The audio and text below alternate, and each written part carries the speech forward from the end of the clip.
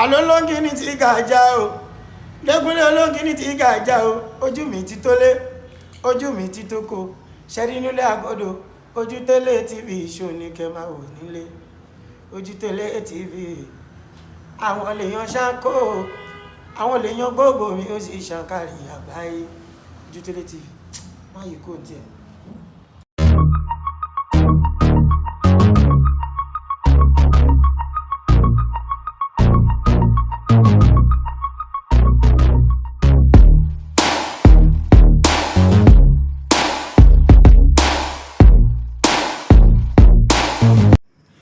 ọ̀kan gbòógì nínú àwọn àgbà òṣèré orílẹ̀-èdè yìí torúkọ rẹ̀ láàmìlàaka tó sì lórúkọ rere nídìí iṣẹ́ tó yàn láàyò òun náà ni Yẹmi Solade.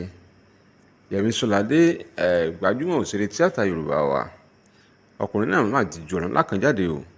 Ó ju ọ̀rọ̀ ńlá ò jáde lọ́sẹ̀ tó kọjá níbi òkú eré sinimá Kúnlé Afọláyan tó pè ní Ìjàngbọ̀n.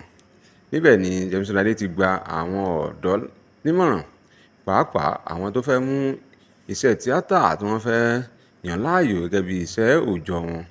Ó ní òun fi àsìkò yìí gba gbogbo àwọn ọ̀dọ́ tí wọ́n fẹ́ràn láti jọ́sẹ̀ tíátà nímọ̀ràn pé kí wọ́n mọ̀ yìí pé kì í ṣe ọjọ́ tí a bá gùn ọjọ́ náà là á kan òkè o. Ó ní púpọ̀ nínú àwọn ọ̀dọ́ àsìkò yìí ni wọ́n ń fi wàràwàrà ni wọ́n fi ń wá ọlà, ni wọ́n ń fi wàràwàrà ni wọ́n fi ń wá owó, ni wọ́n ń fi wàràwàrà ni wọ́n fi ń wá òkìkí, láì mọ̀ pé o tún ń bẹ lẹ́yìn ọ̀fà ó ju òjé lọ, pé gbogbo nǹkan ló ní ìgbésẹ̀ nílé ayé yìí.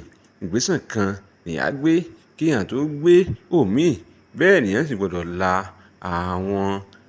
àwọn àsìkò kan kọjá kó tó di pé èèyàn di èèyàn ńlá tàbí èèyàn gun igi ọlà nínú iṣẹ́ tí èèyàn bá yàn láàyò. Ìyẹn Yẹmi Solade ní púpọ̀ nínú àwọn ọ̀dọ́ wa ló jẹ́ pé ni wọ́n ń fi wàdùwàdù ni wọ́n fi ń wá ọlà, ni wọ́n fẹ́ lórúkọ ńlá nídìí iṣẹ́ eré orí ìtàgé lójijì. Ó ní púpọ̀ nínú wọn ni wọ́n wo àwọn aṣáájú wọn bí wọ́n ṣe ń gun mọ́tò dẹ̀ndẹ̀dẹ̀ndẹ̀ tí wọ́n lórúkọ káàkiri àgbáyé, ṣùgbọ́n wọn kò mọ̀ yí pé ojú rí tó, wọn kò mọ̀ yí pé ìkòkò wọn tó ń jẹ ọbẹ̀ ó ti gbóná rí nígbà kan dáadáa. Wọn kò mọ̀ yí pé ohun tójú wọn rí kí wọ́n tó di ẹni ayé ń fẹ́ láàrin ìlú kì í ṣe kékeré o. Ó ní bí ẹ ṣe ń wò mí yìí láti ìgbà tí mo ti wà nídìí iṣẹ́ tíátà, ìyẹn ó ti dé ní bí 40 ọdún sẹ́yìn dáadáa. Ṣé ẹ jẹ́ mọ̀ pé mi ò tí ì fi owó ara mi kí n fi sanwó ilé tí mò ń gbé rí. Àwọn ẹlẹ́yinjú àánú, àwọn èèyàn ni mo máa ń pè, mo máa ń bẹ̀, pàápàá àwọn obìnrin ni wọ́n máa ń sanwó ilé mi fún mi. Èyí sì máa ń jẹ́ ọ̀pọ̀lọpọ̀ ìbànújẹ́ fún mi. Ó máa ń mú ìpòrúru ọkàn, ó máa ń bà mí lọ́kàn jẹ́ púpọ̀ púpọ̀. Ọ̀pọ̀ náà wá sọ pé níbi tí kìnìún ọ̀hún lágbára dé báyìí ṣe ni ọkàn máa ń pòrúru, èyí táwọn olóyìnbó ń pè ní depression, tó sì máa ń jẹ́ kí ayé sùn pátápátá. Bí ọkùnrin yìí ṣe ju ọ̀rọ̀ ńlá yìí sórí ẹ̀rọ ayélujára Instagram rẹ̀, bẹ́ẹ̀ làwọn èèyàn bẹ̀rẹ̀ sí ní bẹ́ẹ̀ tí wọ́n kí i, tí wọ́n sọ yìí pé kó má jẹ́ kí ìpòrúru ọkàn kó dà wọ́n láàmú, kó má jẹ́ kí ọ̀rọ̀ lédè yìí kó mú wàhálà bá, nítorí pé ohun tó ń ṣẹlẹ̀ yìí kárí ayé ni.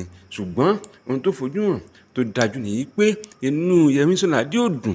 Ọkùnrin náà sì sọ yìí pé kí Ọlọ́run ọba kó yọ òun nínú depression, ìyẹn ìpòrúru ọkàn tí òun wà yìí.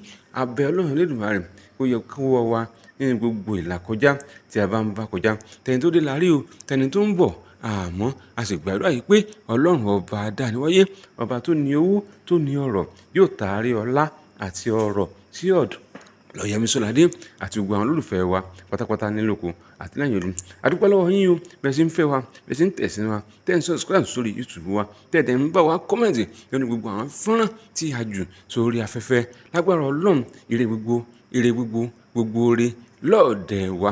A kò ní rí dààmú, a kò ní rí wàhálà, a kò ní rí fìtínà. Bẹ́ẹ̀ ni ohun tá a jẹ là ń wá.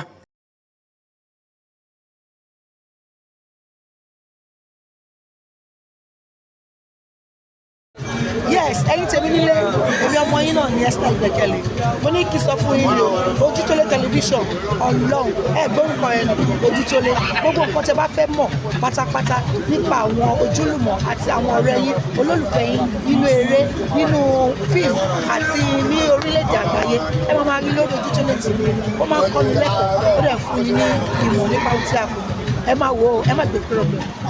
Hey, thanks for watching this video. Subscribe on our YouTube channel. Subscription is free. You can call us on 0080597807 for your event coverage.